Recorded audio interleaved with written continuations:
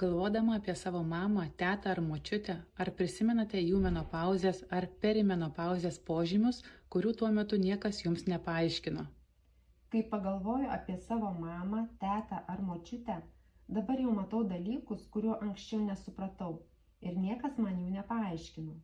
Prisimenu, kad kartais jos būdavo labiau pavargusios, jautresnės, kartais greičiau susierzindavo arba atrodydavo labiau uždaros savyje. Tuo metu tai atrodė kaip tiesiog nuotaika, charakteris ar gyvenimo sunkumai. Dabar suprantu, kad tai galėjo būti susijęs su perimenopauze ar menopauze, tik apie tai tiesiog niekas nekalbėjo.